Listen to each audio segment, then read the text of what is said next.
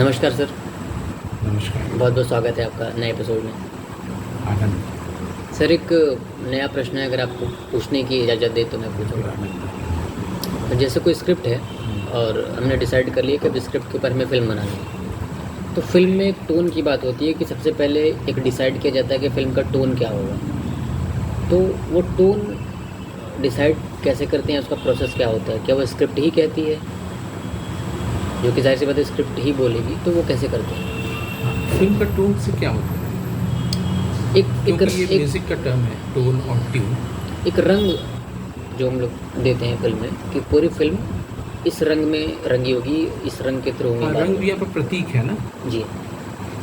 कि अंत में आपको वो चीज़ रह जाए प्रभाव के रूप में, एक टोन, एक कलर, उसको कह रहे हैं। हम्म। हाँ, मुझे मेरा व्यक्तिगत अनुभव लेकिन स्क्रिप्ट से नहीं है। अच्छा, उसी को सर अगर आप थोड़ा साझा अगर करें। हमने सही समझा है आपकी वोकैबुलरी को, तो वो ये है कि एडिटिंग से वो होता है, मैं डायरेक्टर के माइंड में रहता है। एक तो कलर टोन हो गया जो हम लोग, हाँ, नहीं, यहाँ पर टोन प्रतीक है या टोन कलर का टोन, मैं साउंड का प्रतीक टोन? वाले की बात कर रहा हूँ। कलर टोन तो एक हो गया हाँ, अलग। प्रतीक जो मैं समझ रहा हूँ, जी जी सर। उसको सिनेमा की भाषा में उसको भी एक टर्म है, अच्छा, उसको कहते हैं रिदम। तो ओके। तो रिदम बोलने से वो हो जाएगा हम्म। कि आप जिस चीज़ को जो कह रहे हैं वो रिदम है, उसी चीज़ को मैं भी कह रहा हूँ रिदम है। तो रिदम एक सही शब्द है उसके लिए। Okay sir. तो रिदम जो है डायरेक्टर के माइंड में होता है, जो स्क्रिप्ट में हो भी सकता, नहीं हो सकता। अगर स्क्रिप्ट में है तो वो जब एडिट करने जाएगा तो देखेगा वो रिदम हुआ कि नहीं। तो रिदम ये उस डायरेक्टर के माइंड में पहले से ही होता है, या rhythm in process of making वो डिस्कवर करता है? नहीं, जब वो फिल्म सोच रहा होता है, जैसे वो था ना कि आप पहले अपनी फिल्म जो है स्क्रिप्ट किसी अंधे को सुना दीजिए, उसको अगर पूरी फिल्म दिखाई दे दी तो यानी फिल्म आपकी सही अच्छी होगी, है ना। तो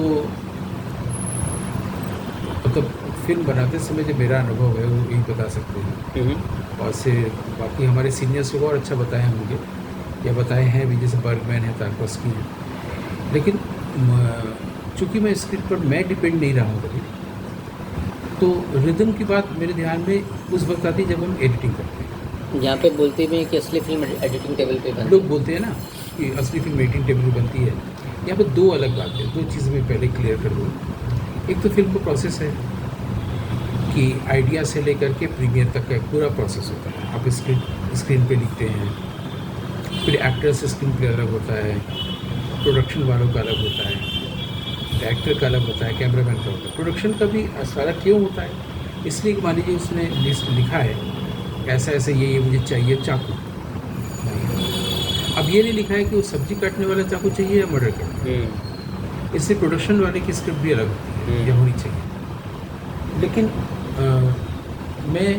मेरे सामने एक तो ये प्रोसेस है कि आइडिया से प्रीमियर तक का एक, और एक होता है जिसमें कि सिनेमाटोग्राफिक इमेजेस के लिए, स्क्रिप्ट को फुलफिल करने के लिए नहीं, सिनेमाटोग्राफिक इमेजेस के लिए कैमरा वर्क, अब स्टोरी टेलिंग के लिए एडिटिंग।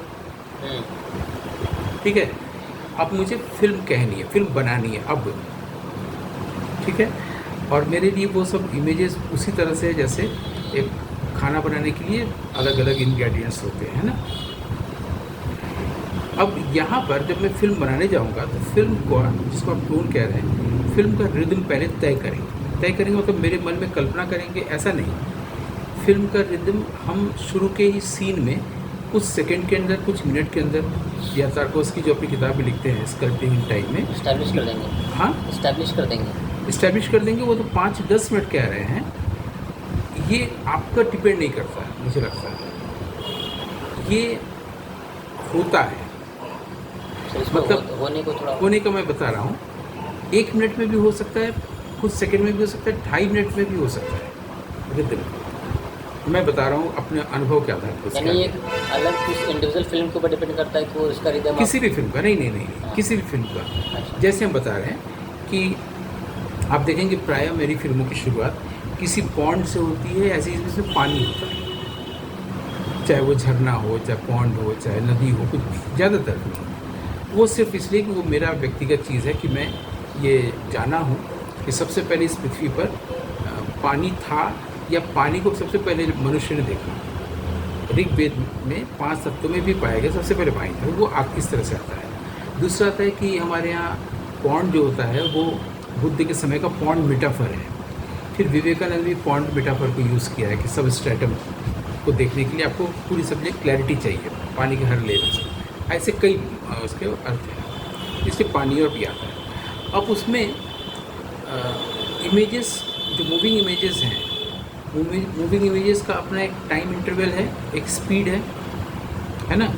फिर हम साउंड देते हैं। जैसे हम साउंड कहीं भी ऐड करते हैं, सिर्फ शुरू में नहीं देते हैं, साउंड जब अटेंड करते हैं मतलब उसमें ऐड करते हैं, इनकॉर्पोरेट करते हैं, तो वो एक रिदम लेना शुरू करता है, हमें भी नहीं मालूम। तो हो सकता है वो जो एक स्पीड ले लिया, उसी स्पीड में आपको पूरी फिल्म रखना चाहिए। अगर वो स्लो है स्लो रहेगा, फास्ट है तो फास्ट रहेगा। वो हम भी नहीं जानते, आप भी नहीं जानते, मतलब और कोई नहीं जानता।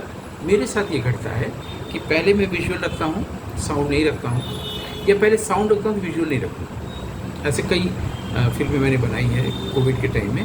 शुरू में साउंड सुनाई देता है, सामने कुछ नहीं रहता है, और फिर विजुअल आता है। जब जैसे दोनों आता है तो वहीं से रिदम क्रिएट होता है। और वो रिदम जो होता है 2-3 डायमेंशनल होता है। पहले तो कि पूरी फिल्म का रिदम तय कर देता है। अब एडिट करने वाले को और डायरेक्टर के ध्यान में रखना चाहिए कि मुझे इसी को मेंटेन करना है। दूसरा चीज़ है, रिदम तय हो गया कि मतलब आपने ऑडियंस को एनग्रॉस कर लिया। अब बीच में कहीं गलती भी होगी तो उसको दिखेगा नहीं। तीसरी चीज़ ये है कि जो थीम की मूल बात है उसको इस्टेब्लिश करने में ये रिदम आपकी हेल्प करता रहेगा। ये 3 चीज़ें ये अनुभव से बता है। किताब पढ़ के हम जब रिदम पर एक पूरा चैप्टर है तारकोस्की का स्कल्पटिंग टाइम में, रिदम को लेके थोड़ा बहुत ब्रेसो ने भी बोला है, रिदम को लेके थोड़ा बहुत सत्यजीत रे ने भी बोला है, सब कुछ कुमार शानी ने भी बोले हैं, लेकिन वो पढ़ के थियोरेटिकली होता है। प्रैक्टिकली जो मुझे किया हुआ या मैंने भी जब देखने की कोशिश की, मेरा भी रिदम बन तो गया, फिर तो ठीक हो गई। रिदम बनने की तरफ ध्यान दिया, बना कैसे, या अगली भी एडिटिंग कर रहे हैं, अभी एक फिल्म की एडिटिंग कर रहे हैं जो, उसमें भी अब तो करते करते आदत हो गई है, लेकिन ये ध्यान नहीं दिए थे बना कैसे, प्रोसेसिंग क्या है उसको बनाने का। तो अब हम उसको आर्टिकुलेट करके बताने की कोशिश कर रहे हैं आपसे कि जब या तो हम ऑडियो दे रहे हैं विजुअल नहीं दे रहे हैं, या विजुअल दे रहे हैं ऑडियो नहीं दे रहे हैं, जब दोनों आ रहा है तो वहाँ से एक तीसरी चीज़ आ जाएगी रिदम। ऑडियो विजुअल 2 चीज़ हमने किया, man made put together by thought या माइंड, और फिर जो तीसरी चीज़ आई उसको हम कह सकते हैं वो हार्ट से आया। जो रिदम है इसको हमने पैदा नहीं किया, अपने आप हुआ। इसको बताने के लिए हम थोड़ी सी आपसे अनुमति लेकर दूसरी बताना चाहेंगे। दुनिया में हम लोग बातें देखते हैं, 2 चीज़ें देखते हैं, इसमें सब कोई देखता है उसको। खुद को एक ऋषि भी देखता है और साइंटिस्ट भी देखता है, आम आदमी भी देखता है। पहला है कॉजैलिटी। कॉजैलिटी मतलब कॉज एंड इफेक्ट का चेन, जो हमारा लॉ ऑफ नेचर है, लॉ ऑफ कॉजेशन। कोई भी चीज़ अगर हो रही है तो ऐसा क्यों हुआ है, ऐसा इसलिए हुआ है क्योंकि ऐसा हुआ है। पूरी दुनिया इसको हर वक्त अपनी लैंग्वेज में लाती है। उसके साथ ऐसा क्यों एक्सीडेंट हुआ, क्योंकि उसने गाड़ी गलत ढंग से घुमा दिया था। उसके साथ ऐसा कैसे संबंध हुआ, क्योंकि उसको इसका ये ऐसा हुआ। सेपरेशन क्यों हुआ, क्योंकि ऐसा हुआ। हर चीज़ में क्योंकि ऐसा हुआ इसलिए ऐसा हुआ। कॉज से इफेक्ट हुआ, फिर इफेक्ट कॉज बना, फिर इफेक्ट हुआ, तो ये सीरीज चला, जीवन भर चलता है। जन्म क्यों हुआ, कि पिछले जन्म में उसने ऐसा किया था। मृत्यु क्यों हुई, क्योंकि उसका हार्ट है ना। एक कॉजैलिटी है। दूसरा है स्पॉन्टिनिटी। स्पॉन्टिनिटी पर हम लोग बात कर सकते हैं। अचानक कोई चीज़ गिर जाती है। कई बार आपने देखा कि एक पत्ता है पेड़ से, वो गिर गया, टूट के गिर गया, सूखा पत्ता, या अचानक से कोई चिड़िया होगी अचानक। आप कह सकते हैं कि इसके पीछे भी तो कोई कॉज होगा। ये हम लोग अभी बात कर रहे हैं, हमें भी नहीं मालूम, हो सकता है आपको मालूम कि स्पॉन्टिनिटी का क्या कोई कारण नहीं होता होगा।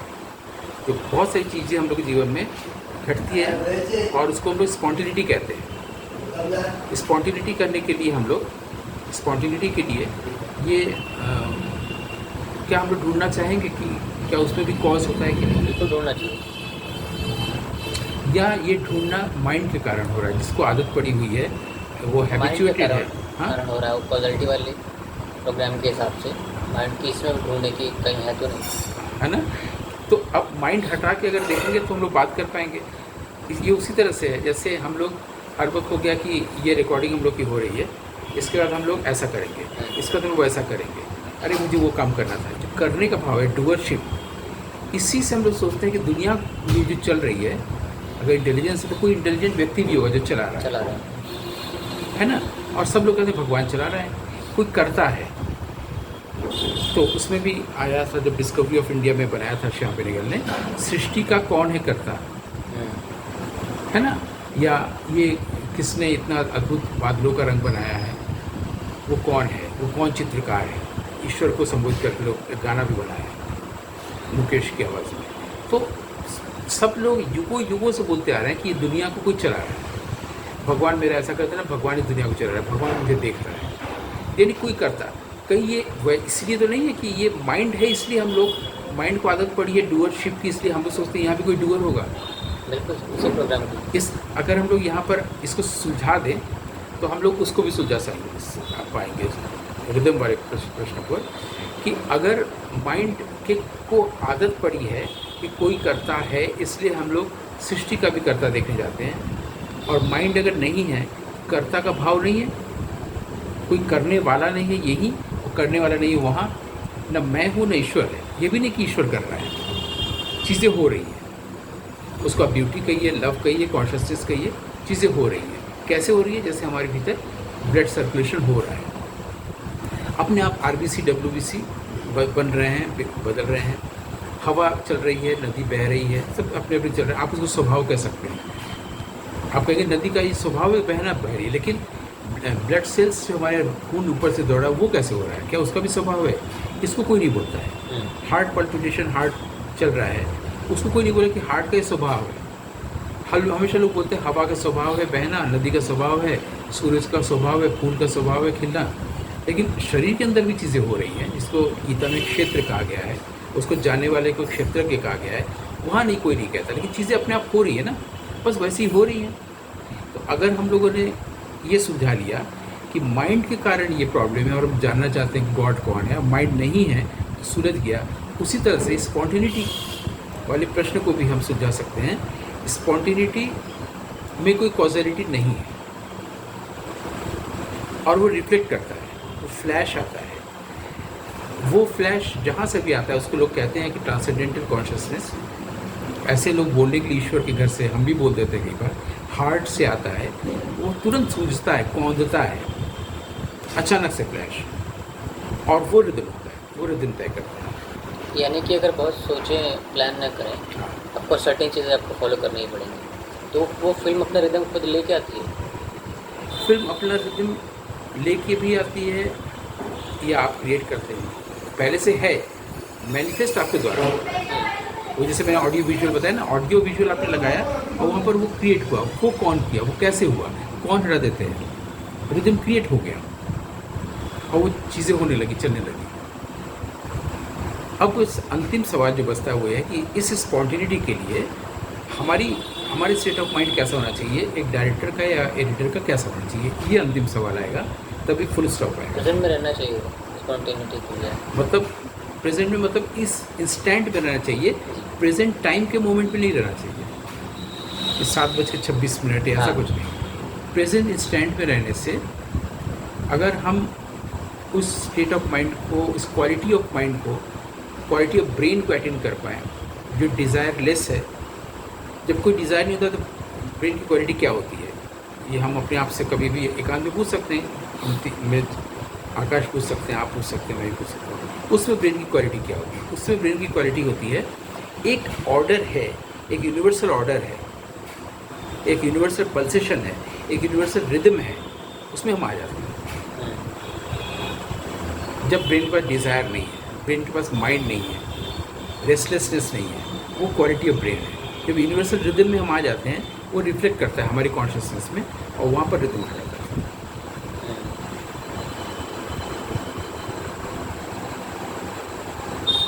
ठीक है, यहाँ पर हम लोग हाँ, बहुत बहुत धन्यवाद। बहुत ही रोचक और ज्ञानवर्धक रहा। हम लोग मिलते हैं अगले एपिसोड में। ठीक। बहुत बहुत धन्यवाद। आनंद।